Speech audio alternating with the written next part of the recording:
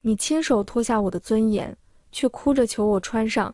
大婚当日，未婚夫将我丢进乞丐窝，大哥快马赶来，路上摔断腿，父亲气急攻心，去了。母亲疯了，沈随安把衣衫不整的我丢在哥哥面前，笑容残忍。你害死了我妹妹，如今用你妹妹还可好，不顾吐血的我哥和哭到晕厥的我。他扬长而去，为了给娘治病，给哥哥治腿。我在码头做起船妓，没想到3年后在船上遇到了他。美人，再跳一个。船上的男人纷纷把铜板扔在我脚边，我赤着脚踩在铜板上旋转，夸张的动作暴露在众人视线中，我毫不在意，机械旋转，眼波流转，看向每个人。这个我喜欢，又美又放荡，你们可别和我抢。谁和你抢了？他在这里跳了3年了，给钱什么都干，下贱得很。我没有理会这些污言秽语，目光瞟向地上的铜板。这些男人真是小气。突然1两银子滚落在我脚边，1两银子不多，但也不少了，至少可以给哥哥买3天的药。第一次见有人这么大方，我笑靥如花，看向那人，熟悉的面孔映入眼帘。我嘴角僵了僵，还是软着声音问：公子，需要奴家做什么？脱。一个清晰的指令。我笑笑，兰花指捏起一层薄纱，轻轻褪下，引人无限遐想。公子可还满意？又1两银子丢在脚边，那人轻哼，脱。最后一层薄纱褪去，露出完美曲线。公子可还满意？船上的男人炸了，继续脱。男人又丢下10两银子，目光却万分嫌恶。脱光。我脸上挂着完美的笑，也不是不可以。这3年，我早就把羞耻心抛到九霄云外，船上污言秽语不断传进我耳里，丢铜板的人也多了起来。我手指捏住肚兜边缘，看向那人眼睛，停顿一瞬：你快脱啊，你不会不敢了吧？你们这什么急？我不是说过吗？他下贱得很，给银子什么都干。12两银子，给船老大2两，还剩10两。我能给哥哥请一个好点的郎中。想清楚后，我重新露出笑，手伸向颈后，捏住细细带子。等等，我的手停住。那人露出一个鄙夷的笑：你还真给钱什么都干？柳青青，你怎么变得这么下贱了？说完，他转身离开。我下贱吗？我不知道。当年他把我丢到乞丐窝，也是因为我下贱嘛。下船后，王员外搂住我的肩膀，在我胸前塞了10两银子，轻轻：3天后我要宴请贵客，到时候你来，银子不会少你的。我娇嗔拍拍王员外胸脯：奴家知道了，在哪里跳不是跳？我驾轻就熟，在船上跳了3年，什么事我没干过。王员外无非是看上我的美貌，想让我把贵客陪好，方便他。就算1天拿到了20两，我没敢休息1天，毕竟不是日日都能赚钱。3天后，我化了一个艳丽的妆容，在包厢门口往下拉了拉低到不能再低的领口，推门就见王员外卑躬屈膝地向主座上的男子倒酒，是沈随安。心还是不受控制痛起来。记忆中那个说着爱我的男人，如今眼中尽是嘲讽。这就是员外准备的惊喜。王员外谄媚地把我推到沈随安面前：青青，快给沈老板敬酒，这是我见过最美的女子，而且风情万种。沈老板不喜欢。沈随安抬头看向我的脸：是吗？风情万种。他声音毫不掩饰的讽刺和鄙夷：你眼中的风情万种，就是在船上1两银子就能脱的贱人吗？包厢发出一声嗤笑：王员外，这样的脏女人你也敢送给沈兄？我手紧紧攥住手，他以前明明很爱惜我的，我受伤他会心疼的掉眼泪，他还说要带我浪迹天涯，做一对神仙眷侣。新婚夜，他在我唇上落下一吻，说：青青，我永远爱你。可为什么我再次醒来是在乞丐窝？陆员外脸色白了白，一把将我拽到身边：沈老板要是嫌脏，我重新安排人。沈随安没有什么表情，手指摩擦着酒杯：我有未婚妻了。陆员外一怔，原来是拍错马屁了，赶紧将我往外推：算了，留下吧。听说他为了银子什么都干，留下来助个兴也不错。沈随安依旧没什么表情。王员外讪讪笑笑，拉我坐下，就图个乐趣，想缓和气氛问道：沈老板的未婚妻一定很美吧？沈随安饮进杯中酒，美，主要是干净、画壁，视线若有若无落在我脸上。王员外在迟钝也反应过来，柳青青和沈老板有过节，话题被渐渐引导开。沈随安心不在焉，闷头喝酒，视线时不时扫向我。我被王员外搂在怀里，酒一杯一杯得灌，最后他仿佛忍不了了，酒杯重重落下，站起身，走到我身边，居高临下。哼，柳小姐想装不认识我吗？还是你陪的男人太多，记不住我了？王员外惊得弯腰挪开，沈随安捏住我的下巴。沈老板，我挣扎，却被更用力钳住。柳青青，你不是大小姐吗？你现在怎么变成这样了？我轻笑，我变成这样还不是拜他所赐。我的笑仿佛刺痛了他的手，他嫌恶松手。你很缺钱吗？你哥不是最最宝贵你了吗？怎么让你出来卖？他拿出一叠银票，我刚伸手去接，银票直接砸在我脸上，冰凉麻木。我一张张捡起，笑颜如花望向他。谢谢，沈老板赏。气氛变得诡异起来。王员外暗暗擦了一把额头冷汗，沈随安眼底的厌恶要溢出来。柳青青，你还真是自轻自贱。他收起眼底的鄙夷，重新坐到主位上。既然柳小姐这么缺钱，那我给你一个赚钱的好方法。旁边人起哄，沈兄，什么赚钱的好方法？我也好奇。沈随安喝光杯中酒，柳小姐既然给银子，什么都愿意做。那今日柳小姐陪我一个兄弟，我就给你100两，能不能赚到这笔钱，就看柳小姐的本事了。包厢短暂寂静后，爆发男人们的狂欢。脏是脏了些，但这脸蛋和身材，想想都销魂。我先来，凭什么你先来？哪一起？我已经习惯了这些污言秽语。我视线扫过这些目光猥琐、跃跃欲试的男人，6个600两，只要我还活着，这笔钱说不定能治好哥哥的腿，也能买一个丫鬟看着娘。我笑着看向沈随安，甜甜问：沈老板，100两一个人，说的是真的？沈随安捏着酒杯的手猛然收紧，他看向我的眼神不可思议，他就没见过如此下贱的女人。真。他咬牙切齿说出一个字：好。我赔6个。沈老板能先给银子吗？毕竟他在我眼中没有任何信誉可言。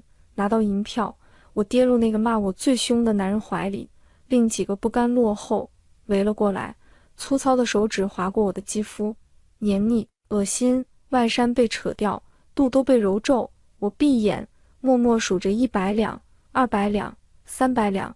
沈随安坐在那，静静看着这出闹剧，眼底的厌恶快溢出来。男人们满意离开，我衣不蔽体，浑身青紫瘫倒在地上，手里紧紧握着银票，鞋袜早已不见踪影。我捡起破碎的衣衫，堪堪盖住大腿，狼狈不堪，犹如新婚之夜。包厢人都散去，只剩下沈随安一人。他戏谑地看着地上的我。柳青青，你还真是下贱的毫无底线，还是你骨子里本就是一个淫荡的贱人？这3年，我本还对你存有愧疚之心，看来是我多虑了。你们这样的人就该烂在泥里，还不滚！别脏了我的地！我麻木从地上爬起来，捏紧银票，一瘸一拐离开，回到小木屋。我先回房泡冷水澡，仿佛这样就可以洗净一身的脏污，换上粗布麻衣。铜镜中的女子，面色苍白，眼神空洞，再也找不到从前的明媚。看见脖子上的青紫，我拉高衣领，想到沈随安那厌恶的眼神，眼泪汹涌而出。我死死捂住嘴，生怕哭声被哥哥听见。沈随安说我下贱，可我不下贱，该怎么护住哥哥和娘亲？我平复好心情，嘴角扬起笑容，推开哥哥的房门。哥哥腿因为没能及时医治，一直瘫在床上。他仰着头，暗淡的眸子盯着房顶。他每天都在回忆身边的每一个人，可始终记不起那个说被他害死的沈随安的妹妹。哥哥，我回来了。哥哥这才麻木转过头，脸上露出笑容。妹妹，今天怎么回来这么晚？船老大为难你了吗？我低着头给他倒水。没有，今天船上下货，我留下帮了会忙。哥哥一直以为我在船上找了一份洒扫的活，起初他不同意我去，说我跪求船老大帮我撒谎。我不去话，我们就只有一起饿死。我能拿得出手的也就只有这副破败的身子了。他狠狠捶了2下他毫无知觉的腿。都怪我，要不是我，妹妹你也不用这么辛苦。我握住他的手，红着眼向他摇摇头。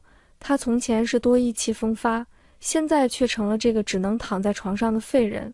若不是我，他怎么会摔断腿？父亲看到精心培养的儿子成了一个废人，当场怒火攻心去了。府中下人见老爷死了，少爷废了，抢光府内财物，还有大胆的小厮抓住我。反正你都脏了，不过卖到窑子还是能卖一些银子。娘亲为了护我，推搡肩，后脑撞到桌角，小厮见出了人命，才慌张带着财物逃走。那段时间，我走在哪里都能听到污言秽语。更有胆大的男人夜夜敲门，我卖仅有的首饰，买下这间院子。哥哥的眼泪砸在我的手背，刺得我心口一阵阵发疼。是我不知道什么时候害了人，也害了你。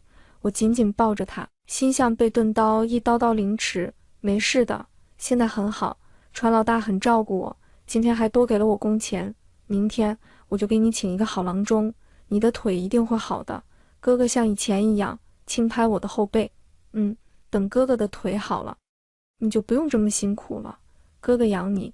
我笑着点点头。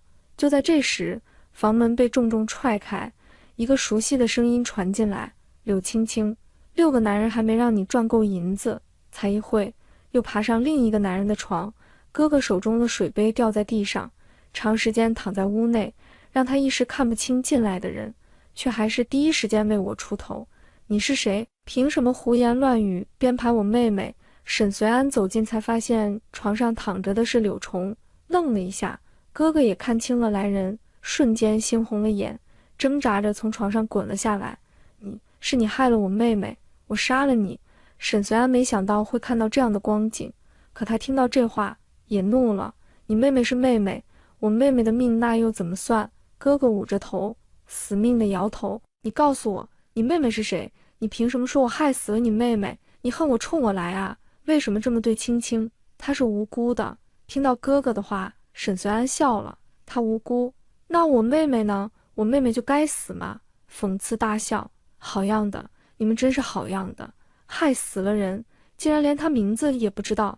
现在看你们这样也是活该。不，我看这应该就是报应吧。你难道不知道你妹妹在船上做什么吗？我还来不及阻止，娘不知道怎么撞开她自己的房门，跑了过来，衣服脏污不堪，头发乱糟糟，笑着拉着沈随安，打断他后面的话。哈哈，你是来娶我女儿的吗？你知道吗？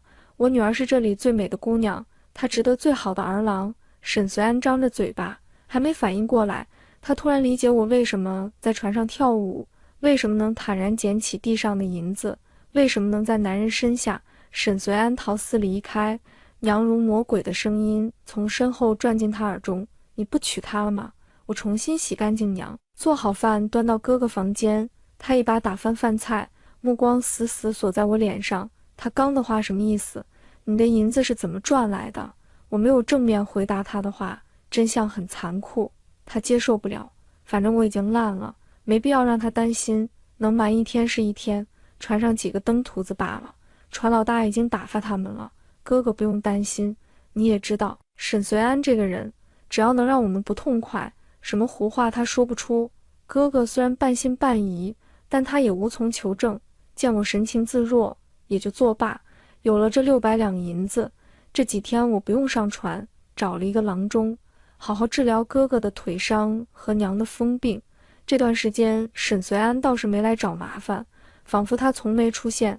大夫看着哥哥的腿，为难道：腿坏了太久了，想重新站起来，得打断重接，那痛苦非常，非常人能忍受。哥哥急切道：我能忍，只要能站起来，我什么都能忍受。我明白哥哥想重新站起来的心。宋大夫出门的时候，他再次停下：你哥哥的腿续好的药材，就续断一味药，1天都要3两银子，还不提其他。如果断药的话，不仅治不好你哥哥的腿，还会让他永久站不起来。我警惕看了一眼哥哥的房门，见他没听见，我才回道：我有银子，麻烦张大夫治好我哥哥的腿。我没想到银子这个不经花，不仅要买药，还要买人参吊着他的命。1个月后，哥哥勉强站了起来。妹妹，我站起来了，我站起来了。哥哥激动地红了眼眶。这是这3年他无时无刻不想着能站起来，看着3年里第一次露出真心的笑容。我捏紧仅剩的银票，哥哥，你能站起来太好了。船老大那边已经耽误很久了，我再不去他该恼了。哥哥很高兴，并没有听出我话语中的哽咽。你去吧，等哥哥腿好了，你就不用这么辛苦了。以后你在家里休息，哥哥赚钱养你。我咬着唇点点头，不敢说话，我怕我一出声就会忍不住哭出来。罕见1个月没上船，船上没有丝毫变化，我照旧跳着舞。虽然银子不多，但我也满足。这天我上船，发现船上多了很多生面孔，看穿的非富即贵。我知道这样的人出手最是阔绰。船老大走过来，低声说：今天来了一群公子哥，我看都是有钱的主，今日我一定帮你多说好话。赚够了银子，你以后就不用上船了。船老大虽然是个粗犷的男人，但他是真的心疼我。起初他会骂我不知廉耻，败坏门风，后来有男人让我跳舞不给银子，也是他出手教训。所以在他船上跳舞，没人敢缺我银子。她就是你们说的那个给钱什么都做的舞女。一个娇俏的女声响起，我抬头望去，正对上沈随安平淡无波的眼眸。她身边站着一个容貌俏丽、身着鹅黄衣衫的女子，她应该就是他的未婚妻吧？那个美干净的女子。是啊，要不是你不是一直吵着要见，沈兄还不一定会带我们来呢。几人说着落座，还是上次那几个男人，看来他们是真的有钱。船老大竟然在甲板上安排了座椅。女子从钱袋掏出几枚铜板，丢在我的脚边。那你就挑一个看看。面对男人，我能坦然接受，可突然出现一个端庄娴雅的女子，我竟然也生出了一丝羞耻心。想到船老大的话，我嘴角勾起最好看的弧度，翩翩起舞起来，一曲又一曲。我的乖巧成功取悦了女子，她突然将一袋不规则的碎银子撒在我脚边。光这样跳跳就赚走我们的银子，多不公平啊！你踩着这些银子跳吧，跳到我满意了，这些银子都归你了。她表情天真，言语却恶毒。男人目光都看向沈随安，沈随安淡淡瞥我一眼，语气淡淡，却能听出一丝宠溺。随你，你满意就好。女子笑得娇俏，男人也附和着笑了。很快，碎银子的棱角划伤我的脚，鲜血染红银子。我依旧旋转，仿佛一个没有生气的木偶。疼吗？疼吧，疼也要笑。因为这3年我发现，眼泪只对爱你的人有用，笑才能赚更多的银子。所以越疼，我笑得越开心。沈随安的脸色却越来越难看，就连他身边的人都发现了他的异常。女子看了我一眼，嘟着嘴哼了一声：你是不是心疼了？我就知道这个女人不一般，长得一脸狐媚相。沈随安没有搭话，依旧低着头把玩着手里的酒杯。女子被冷落，小脸白了白，眼眶一红，就开始哭泣。旁边男人们赶紧打圆场：清雅，你误会了，萧兄才看不上她呢。你不知道，上次萧兄还把她送给我们玩呢，叫清雅的女人。听到这话，才止住了哭声。真的吗？萧随安淡淡嗯了一声。几个男人瞬间松了一口气。这时那个骂我最凶的男人，掐我最疼的赵硕向我招手：你过来。我停下，走到他的面前，他一把将我拉进怀里：留你在这里，总惹清雅妹妹生气，干脆你同我回去，我拿你做一个妾怎么样？以后你就跟着本公子吃香喝辣，再也不用在这里跳舞了。我推开他，从他腿上站起来：我不做妾。话刚说完，一个巴掌重重落在我的脸上：婊子，本公子给你脸了。本公子不嫌你脏，是你的福气，还敢拒绝？哈哈，不做妾，就你这下贱的模样，难道你还妄想做正妻？我面对所有人的嘲笑无动于衷。沈随安蹙眉看向我，酒杯重重放下。你不是爱银子吗？赵硕钱财万贯，你还有什么不满意的？现在装什么贞洁烈女？我扯了扯嘴角，他心中有恨，把我害得家破人亡也该满意了，凭什么还要继续羞辱我？我爱银子，我找男人是看重钱财吗？我记得当初有些人可是拿不出1两银子的穷人，当初沈随安穷的连一块糕点也买不起，我还不是愿意嫁给他。张清雅站起身，给了我一巴掌。贱人，你还敢顶嘴？银子不想要了，赵公子看得上你是你得服气。我忍不住回呛，这福气给你，你要不要？张清雅气红了脸，扑倒沈随安怀里。沈大哥，他羞辱我，道歉。这话是沈随安对我说的，我顺从太久，突然长了刺，让他心中又升起怨恨。见我站着不动，沈随安站起身，高大的阴影笼罩着我，压迫十足。你若不道歉，我保证让你再也赚不到1分银子。他是知道怎么威胁我的。我低着头，看着自己还在渗血的脚趾，心为什么还是这么痛？应该是脚痛吧。对不起，我轻声说。张清雅撇过脸，显然不满意。沈随安撒下一把碎银子在我脚边，跪下。我真缺银子啊！膝盖一弯，直直跪在椅子上。我听到旁边的人传来倒吸冷气的声音，尖锐的疼痛传遍全身。我紧咬着唇，轻轻蹙了一下眉，接着道歉：对不起。不知道过了多久，我的腿已经没有知觉了。我想明天、后天我可能都跳不了了。正想着，就听到张清雅哼了一声：好了，原谅你了，你起来吧。转头搂着沈随安的手臂撒娇，可我还是不喜欢他，我不想看见他。我跪在地上，一个个捡起带血的银子，仿佛珍宝。沈随安阴着一张脸，目光沉沉看着我，很久才出声：我们走，以后都不来了。几人起身准备离开，张清雅将一颗碎银子踢得老远。我艰难爬过去，握在手里。你们看，他好像一条狗。张清雅笑得前仰后合，对着几个男人大笑，几个也附和着笑起来。只有沈随安如鲠在喉，胸口闷得疼。他猛然回神，怎么能心疼我？他心疼我，谁去心疼他可怜的妹妹？沈随安扯出一个笑：走吧。他们离开后，船老大心疼看着我，虽然遭罪了一些，但银子是实在的。我知道他在安慰我，我冲他点点头，一瘸一拐下了船。刚下船，王员外一把搂住我的腰，心疼问：青青，你这是怎么了？怎么受伤了？可心疼死我了。你伤得不严重吧？今晚可以去我那里吗？我脸上挂着讨好的笑。王员外，今天怕是不行，我腿……我还未说完，王员外不耐打断：这有什么？只要不是伤了脸，都好说。你知不知道，这1个月没见你，可真是想死我了。你今天把我伺候好了，我那你进府好不好？说着顾我的反抗，拖着我向前。我蹙眉：今天怎么了？这么多人想纳我做妾，好你个王大山，你还想纳妾？你不想活了？老娘杀了你们！前面一个肥胖的夫人一边骂一边向我们冲过来。王员外见人走近，赶紧跪下求饶：夫人，你听错了。然后指着我：是他勾引的我，他还想让我纳他做妾，我拒绝他呀。我说我心中只有夫人一人，是他一直纠缠我啊。夫人，你要相信我。很快胖夫人矛头对准了我，一巴掌把我扇在地上，一边破口大骂：贱人，我男人你也敢觊觎？老娘最讨厌你这样下贱的女人。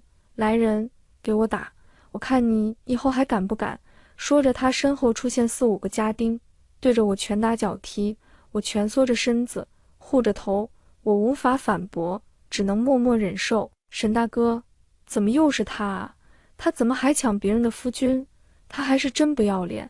我眼角余光看见刚刚远去的沈随安一行人又走了回来。沈随安眉头紧蹙，似乎有些不忍，想上前，被张清雅拦住：沈大哥，别人的家务事我们别管。我闭上眼睛，泪流满面，死死咬住唇，不发出一声哀嚎。啊！一声尖叫声响起，我身上的拳脚停止，杨扑在我身上，惊恐大叫：别打我的女儿，别打她！胖夫人，见娘年纪大了，精神也不正常，让人停了手。你是他娘，你好好管管你的女儿，别不要脸在外面勾三搭四，下次可不是打他一顿这么简单啊。娘将我紧紧搂在怀里，没有，我女儿不会的，她是好孩子，她是个好孩子。胖女人撇撇嘴，揪着王员外的耳朵离开。张清雅走近看着娘笑，夫人，你也太不了解你女儿了吧，你女儿可是给了银子就能拖的贱人。哥哥瘸着腿冲到张清雅面前，一个巴掌甩在她的脸上，怒吼，你闭嘴。张清雅尖叫，你竟然敢打我。沈随安一脚踹在哥哥胸口，在我面前还敢伤害我的人，是不是我让你们活得太好了？哥哥重重摔在地上，久久无法起身。娘这时看向沈随安，突然清醒过来，跑过去拍打沈随安，嘶声控诉，是你害我女儿，我女儿瞎眼啊，看上你这么个人渣，她为了嫁给你，绝食和我们对抗，她说死也要和你在一起，你是怎么对她的？你是怎么对她的啊？张清雅这时才明白，我和沈随安还有这样一段过往，终于明白沈随安这段时间的异样，眼中闪过狠戾，挡在沈随安面前，承受娘的拳头，吃痛红了眼。沈随安心疼，大力推开娘，娘身子本就弱，被他这一推，踉跄两下向后倒去。娘，我和哥哥本能想接住娘，可娘还是在我们眼前重重砸在地上，后脑正好磕在凸起的石头上，娘后脑大量鲜血涌了出来。娘你怎么了？我哭着抱着娘的头，娘只是恋恋不舍看了我和哥哥一眼，就永远闭上眼睛。四周围观的百姓见闹出人命，纷纷散开，只留下愣住的沈随安和张清雅。我恶狠狠看向沈随安，要杀要剐你冲我来，你为什么要伤害我娘？沈随安想解释，张清雅拦住，是你娘自己冲过来，她打我的事，我还没找你算账呢。再说你娘，是她自己没站稳，跟沈大哥有什么关系？我冲过去，眼神像要把沈随安活刮了，我要杀了你，我要杀了你！沈随安轻易捏住我的手臂，你放开我妹妹！哥哥爬过来，抓住她的腿哭求。沈随安轻笑，怎么你体会到我的绝望，我妹妹的绝望了吗？一命抵一命，今天你娘死了，我们之间的恩怨两清了。哥哥，他话刚说完，这一声哥哥让他定住。沈随安捏着我的手，猛然收紧，我疼得蹙眉，所有人都朝声音源头望去。一个年轻女子，我不认识。她兴奋看着沈随安，笑容明媚，哥哥，你怎么在这里？你们在做什么？女子笑着跑到沈随安面前，沈随安脸色惨白，仿佛卸下全身力气，我得以从她手中逃脱，艰难扶起哥哥。